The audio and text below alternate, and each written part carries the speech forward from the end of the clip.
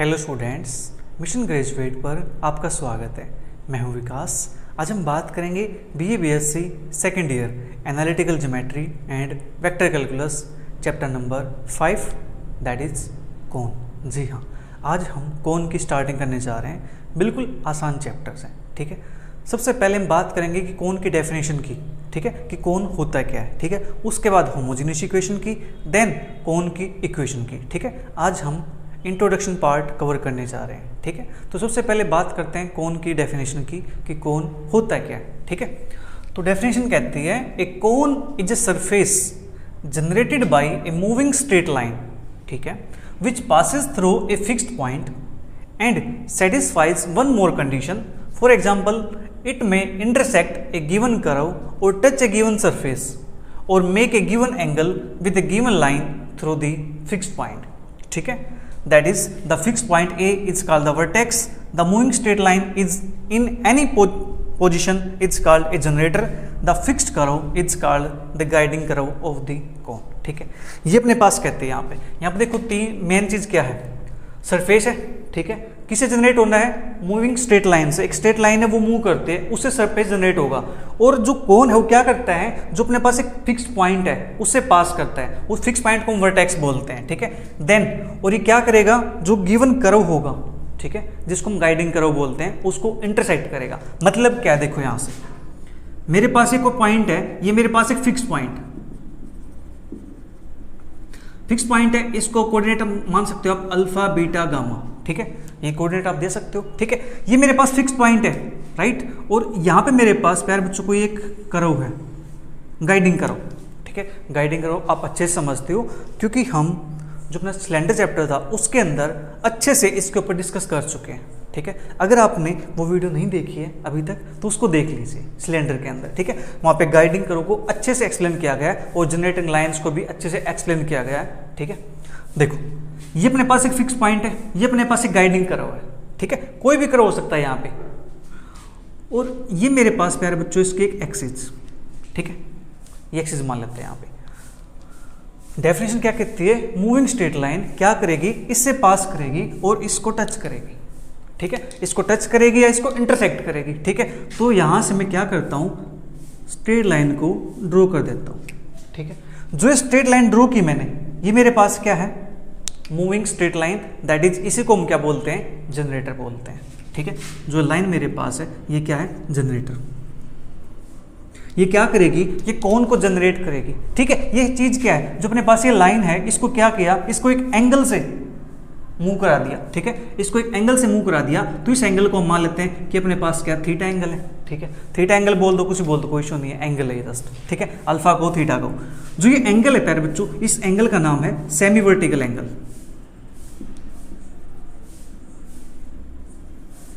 ठीक है। क्या है? सेमी वर्टिकल एंगल कहता है ना, make A angle, given angle with a given line. अपने पास ये लाइन गिवन है, इसके साथ क्या बना रही है? एक एंगल बना रहा है, ठीक है। कौन? जनरेटर। जनरेटर कौन है? मूविंग लाइन है। ये लाइन क्या कर रही है? मूव कर रही है।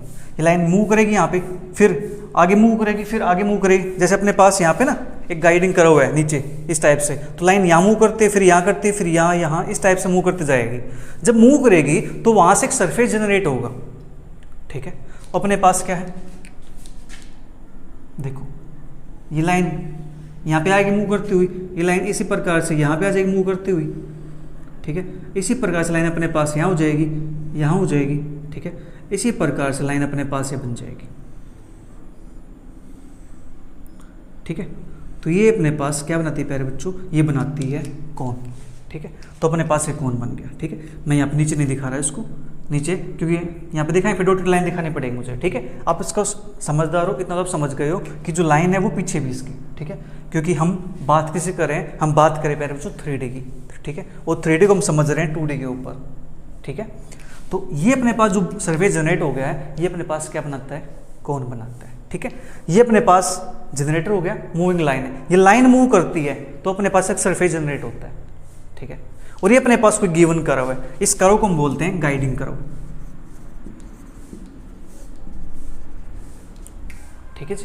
ये अपने पास गाइडिंग कर्व हो गया, ये अपने पास सरफेस जनरेट हो गया तो अपने पास क्या बना? कोन बन गया। और ये अपने पास फिक्स पॉइंट है, ठीक है। और ये अपने पास क्या है? यहाँ पे सेमी वर्टिकल एंगल है, राइट, जिसको नाम दिया मैंने थीटा। ठीक है, इसको हम पढ़ लेंगे आगे, कोई प्रॉब्लम नहीं है। ठीक है, आगे चलेंगे एक्सरसाइज के अंदर, तो इसको फिर डिस्कस करेंगे अच्छे से। राइट, अपने पास अब देखो, इस डेफिनेशन को आप समझोगे अच्छे से, ये आपको समझ में आ गया ना, तो डेफिनेशन क्लियर हो जाएगी। क्या कहती है, एक कोन इज ए सरफेस, क्या है, एक सरफेस है, किससे जनरेट होता है, एक मूविंग स्ट्रेट लाइन से जनरेट होता है। कौन स्ट्रेट लाइन, ये वाली। ठीक है, ये नहीं, ये तो अपने पास एक गिवन लाइन है, एक्सिस जो ये गिवन लाइन है, ये वाली अपने पास, ये क्या है, एक मूविंग स्ट्रेट लाइन है। ये लाइन क्या करती है, मूव करती है सरफेस के ऊपर। ठीक है, which passes through a fix point, ये अपने पास फिक्स पॉइंट है, इस पॉइंट से पास भी करती है। ठीक है, and satisfy one more condition, एक कंडीशन और सेटिस्फाई करती है। ठीक है, फिक्स पॉइंट से पास करेगी, एक कंडीशन और सेटिस्फाई करेगी, कौन सी, मेक ए गिवन एंगल, यानी फॉर एग्जाम्पल इट में इंटरसेक्ट एक गिवन करो, जो अपने पास करो होगा उस पर क्या करेगी, इंटरसेक्ट करेगी, उसको कट करेगी और टच करेगी। ठीक है, ए गिवन सरफेस और make a given angle with a given line, इस गिवन लाइन के साथ क्या बनाएगी, एक एंगल बनाएगी। ठीक है, किसके through, through the fix point. Right, जो फिक्स पॉइंट है इसको नाम दिया है यहाँ पे ए मान लेते हैं। ठीक है, जो फिक्स पॉइंट ए है उसको बोलते हैं vertex. The moving straight line in any position is called generator. Right, the fix करो इज कॉल्ड द गाइडिंग करो ऑफ द कोन। तो ये अपने पास क्या है प्यारे बच्चों, इसका गाइडिंग कोन है। ठीक है, उम्मीद करता हूँ कि डेफिनेशन आपको समझ में आ गई होगी, इसके अंदर कुछ भी नहीं, सिंपल सी ये चीज़ है। ठीक है, तो चलिए फिर इसके बाद बात करते हैं प्यारे बच्चों होमोजीनियस इक्वेशन की। होमोजीनियस इक्वेशन क्या होती है, बिल्कुल आसान है, वैसे तो आपको पता ही होगा होमोजीनियस इक्वेशन। होमो का मतलब आपको पता ही हुआ कि थ्रू आउट सेम। ठीक है, क्या है अपने पास, सेम। तो सेम यहाँ पे क्या होगा, इसका मतलब जो अपने पास ईच टर्म होंगी ना, ठीक है, इक्वेशन के अंदर जो ईच टर्म होंगी उनकी डिग्री सेम होगी। ठीक है, ये है सिंपल सा एक होमोजीनियस का मीनिंग। ठीक है, बस आप इतने से बात को ध्यान रख लो यहाँ पे कि अपने पास ईच टर्म की डिग्री सेम होगी। ठीक है, और यहाँ पे मेरे बच्चों जो कोन की इक्वेशन होगी ना उसकी डिग्री कोई भी हो सकती है, बट अपने सिलेबस के अंदर 2 डिग्री की इक्वेशन है। ठीक है, हम उसी पे बात करेंगे, 2nd डिग्री की इक्वेशन की बात करेंगे, वैसे तो कोई भी डिग्री हो सकती है, यहाँ पे कोई प्रॉब्लम नहीं है। ठीक है,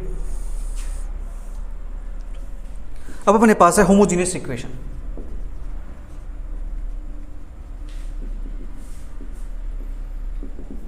होमोजीनियस इक्वेशन को डिफाइन करते हैं, बिल्कुल आसान है ये भी।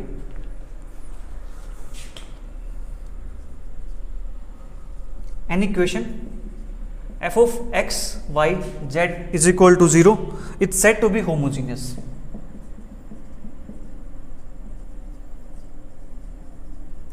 इसको हम होमोजीनियस कहना चाहते हैं इफ, कब कहेंगे, if for all values of r, that is f of rx, ry, rz, ये अपने पास क्या बन जाए, 0 के इक्वल बन जाए। ठीक है जी, ये 0 के इक्वल आ जाए, किसके लिए, फॉर ऑल वैल्यूज के लिए, किसकी, r की। ठीक है, ये कंडीशन अपने पास सेटिस्फाई हो जाए तो अपने पास इक्वेशन क्या बन जाती है, होमोजीनियस बन जाती है। एग्जाम्पल की अगर बात करें तो अपने पास एग्जाम्पल है ax² plus 2hxy plus by² is equal to 0। देखो डिग्री यहाँ पे क्या है, 2, x की डिग्री देखनी है वेरिएबल्स की, यहाँ पे x की डिग्री 1, y की डिग्री 1, टोटल कितनी हुई 2, यहाँ पे डिग्री कितनी हुई 2, तो ये अपने पास क्या है, होमोजीनियस इक्वेशन है। ठीक है, और एग्जाम्पल ले सकते हो आप ax² plus by² plus cz² plus 2fyz plus 2gzx plus 2hxy is equal to 0। ठीक है, ये अपने पास इसके एग्जाम्पल हो गए। देखो डिग्री यहाँ पे कितनी है 2, यहाँ पे कितनी है 2, यहाँ पे 2, यहाँ पे 2, यहाँ पे 2, यहाँ पे 2, डिग्री 2 देखनी है यहाँ पे। ये जो अपने पास a b c f g h है ये तो अपने पास कॉन्स्टेंट है। ठीक है, तो ये अपने पास एग्जाम्पल हो गए हैं किसके, होमोजीनियस इक्वेशन के। ठीक है जी, चलिए एक दूसरे डेफिनेशन लिख देते हैं यहाँ से ताकि आपको याद रहे। दस an equation in x y z, in x y z in which every term is of the same degree,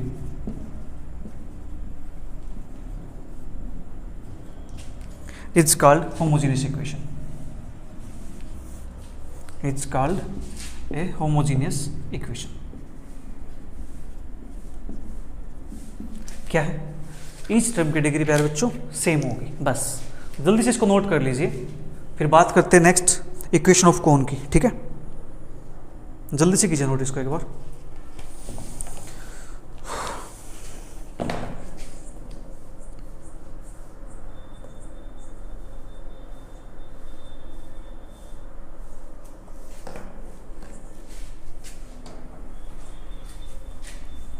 next अपने पास है equation of cone.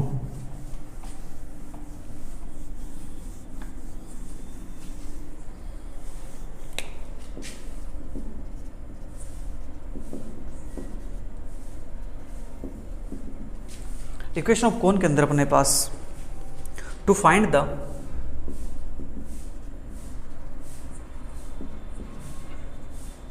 Equation of cone whose vertex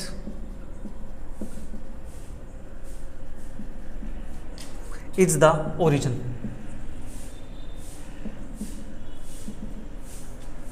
and which passes through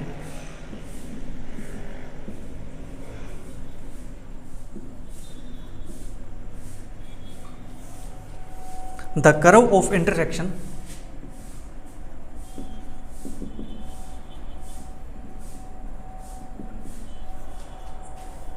of the plane